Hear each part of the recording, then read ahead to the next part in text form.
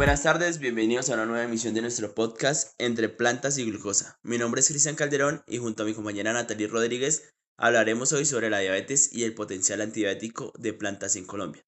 Tenemos dos invitados súper especiales que nos permitirán entender mejor el tema.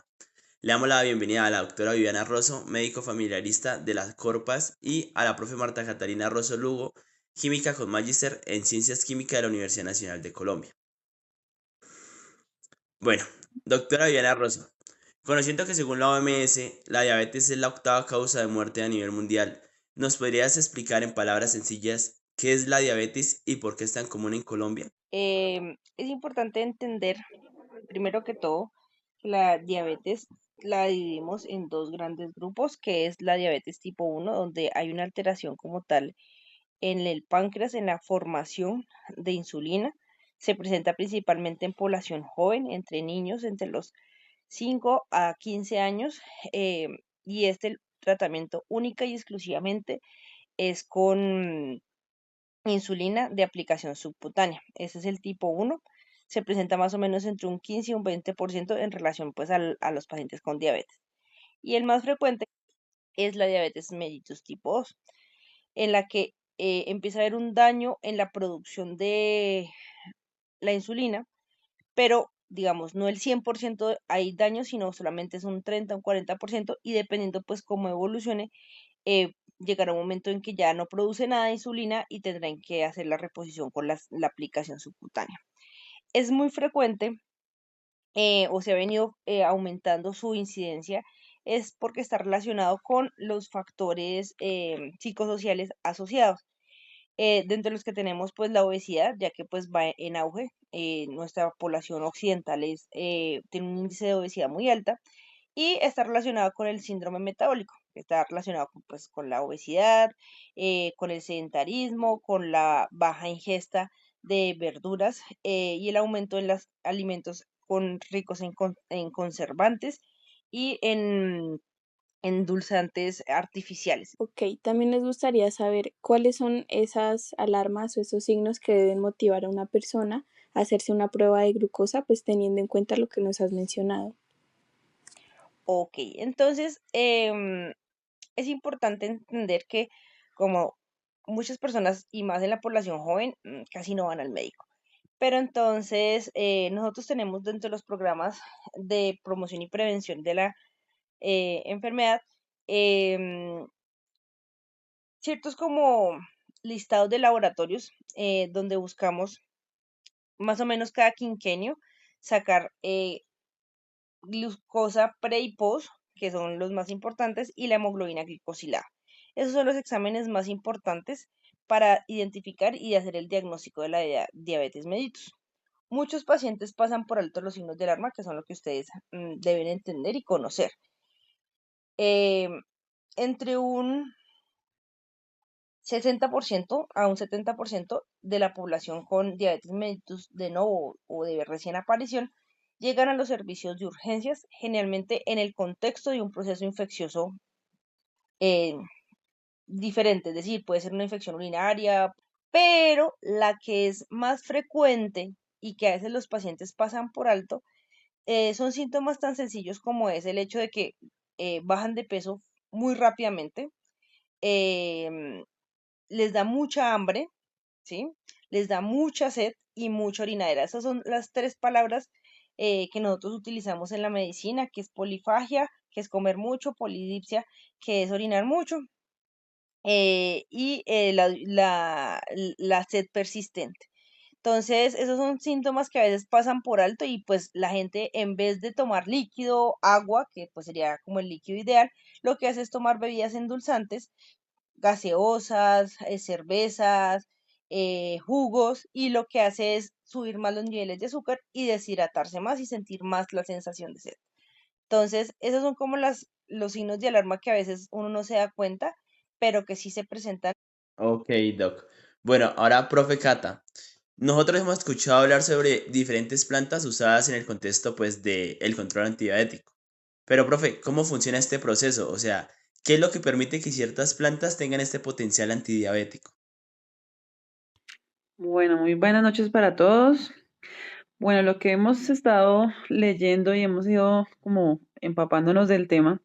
Entonces, la mayoría, digamos, de las plantas pues tienen una producción general de metabolitos de carácter secundario y muchos de esos metabolitos entonces tienen una actividad frente a diferentes patologías. En el caso de la actividad antidiabética, digamos que se han evaluado, se han estudiado algunas enzimas que son precisamente asociadas a algunos de los exámenes que la doctora Viviana mencionaba. Y algunos de esos metabolitos tienen la capacidad entonces de inhibir el funcionamiento de esas enzimas. Pero debemos tener en claro pues que la producción que una planta tiene de ese tipo de metabolitos pues es a una cantidad muy baja en realidad en comparación con lo que un medicamento, por ejemplo, podría lograr, ¿sí? Entonces puede que las plantas, por supuesto, apoyen o aporten ese tipo de metabolitos, pero no, de pronto, probablemente no sea en la cantidad suficiente para, ¿sí? Pero entonces el funcionamiento es ese, la mayoría de esos compuestos entonces tienen la posibilidad de inhibir ciertas enzimas asociadas a esos procesos de degradación de la glucosa. Ok, profe. Otra pregunta. Digamos, para que la ciencia respalde estas plantas, ¿qué tipo de evidencia se necesita como tal para decir esta planta sí puede ser parte de un tratamiento? Digamos que para llegar a eso, pues eso es un proceso bastante largo porque pues inicialmente tenemos que lograr primero hacer un aislamiento claro y una elucidación clara de los metabolitos de interés, ¿sí? Y pues hoy en día se trabaja es de manera bioguiada, es decir, que yo a través de inicialmente los extractos de las plantas hago una serie de análisis de actividad antidiabética in vitro y posteriormente, si ya tengo las moléculas elucidadas, entonces puedo hacer primero trabajos en sílico, o sea, poder establecer si desde el punto de vista computacional puedo no tener interacción con la enzima involucrada. Y más adelante, ahí sí, el metabolito puro ir a hacer los procesos de interacción. Pero digamos que también pues hay que avanzar hacia otros procesos, que eso sería muy la primera parte. Se hacen pruebas también utilizando animales, en este caso ratones de laboratorio y demás, para mucho más adelante poder llegar a hacer pruebas cada vez más cerca hacia el ser humano, ¿sí? Pero eso es un camino bastante largo. Ok, profe, hablando de la evidencia y de lo que la gente cree, mi abuela, por ejemplo, hacía test para bajar el azúcar. Nos gustaría saber desde la experiencia de ustedes como médica y como química, ¿qué tan cierto es esto?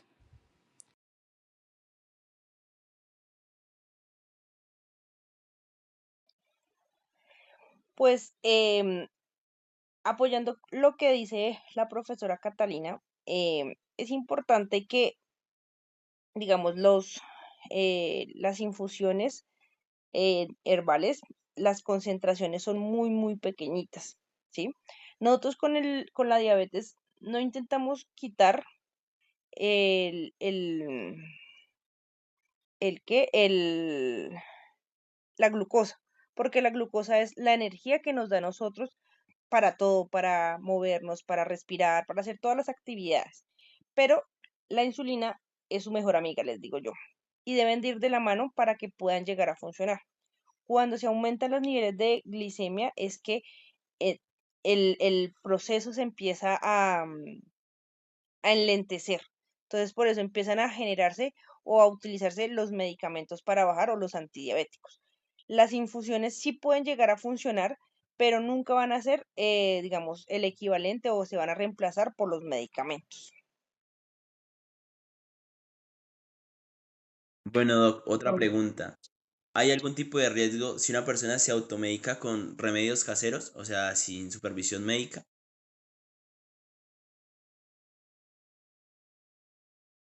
Como tal, no. Porque como lo decía la profesora Catalina, las concentraciones son muy mínimas y también hay que tener en cuenta que, digamos, por ejemplo, uno hace una infusión, no sé, de canela, por poner un ejemplo que es uno de, de las infusiones que a veces se pueden utilizar, de lo que usted hace de infusión, se toma y en última se absorbe, pues la verdad es que el porcentaje es bajo. ya que hay que tener en cuenta que como pasan por el estómago, el ácido gástrico destruye mucha de la parte del alimento y no se absorbe sino solamente entre un 45 y un 50% de la infusión. Y de ese porcentaje, ¿cuánto alcanza a llegar a las células y en últimas hacer su acción? Como tal, es muy, muy, muy baja el porcentaje.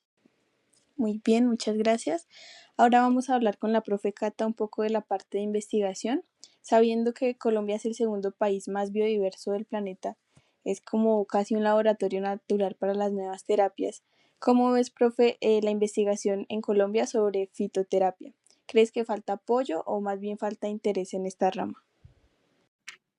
Yo creo que sí hay interés, digamos que muchas personas han tratado de indagar sobre especies nuevas, sobre la utilidad que tienen, el tipo de metabolitos que hay presentes.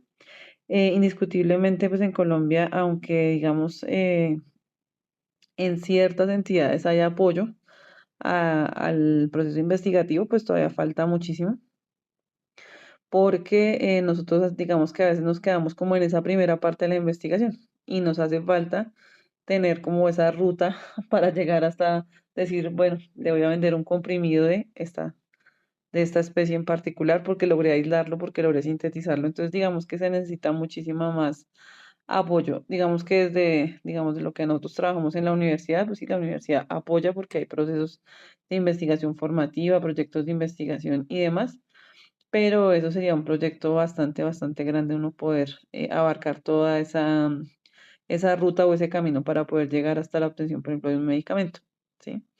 Entonces sí necesitaríamos, por supuesto, mucho más apoyo porque lo que tú dices es cierto, Colombia con esa biodiversidad tan alta, pues seguramente que si uno sigue investigando va a encontrar cada vez cosas más interesantes. Bueno, ahora realizaremos una dinámica mito-realidad. La idea es que se menciona la oración y de a una ir respondiendo si es mito o realidad. Entonces, inicio por la doctora Viviana. Primera afirmación. ¿Las plantas medicinales pueden reemplazar la insulina en pacientes con diabetes? No, eso es un mito. En este momento no hay ninguna planta que produzca como tal la insulina. Recordar que como tal es un algo que se forma únicamente pues como tal en el laboratorio. Y lo otro que hay que tener muy en cuenta es la ay, perdóname, es cómo se distribuye y cómo se realiza, ¿sí me entiendes? La insulina única y exclusivamente se puede aplicar por vía subcutánea, de resto no funciona, ya sean las insulinas de rápida acción o de lenta acción, entonces no, es un mito. Ahora vamos con una para la profesora Cata. Dice, lo natural no necesita regulación porque proviene directamente de la biodiversidad. No, eso también es un mito. Digamos que uno está acostumbrado y seguramente si uno toma recurrentemente una infusión de una planta, pues no es que le vaya a hacer como daño como tal, no, ¿cierto? Pero también es cierto que, digamos, no porque sea natural, entonces yo puedo consumir y no voy a generar ningún efecto más allá de lo que espero que funcione, ¿sí? Tenemos que ser conscientes también de eso, o sea, no es consumir, sino que debo pues ser como muy consciente de ese consumo porque no porque sea natural, entonces no me va a hacer o a generar efectos secundarios posteriores. Entonces sí debe ser, digamos que controlado también. Bueno, muy bien. En resumen, ya vimos que la sabiduría ancestral sí aporta mucho valor, pero también necesita ser dialogada con la ciencia. No se trata solamente de escoger entre una u otra, sino de integrar ambas miradas para encontrar soluciones más completas. Exacto, Natalie. También es importante agregar que debemos cuidar nuestra diversidad. Colombia tiene un potencial enorme, pero debemos investigarlo con rigor científico para poder aprovecharlo de manera segura y responsable. Muchas gracias a nuestras invitadas por compartir sus conocimientos desde la medicina y desde la química. Y gracias también a todos aquellos quienes nos escuchan.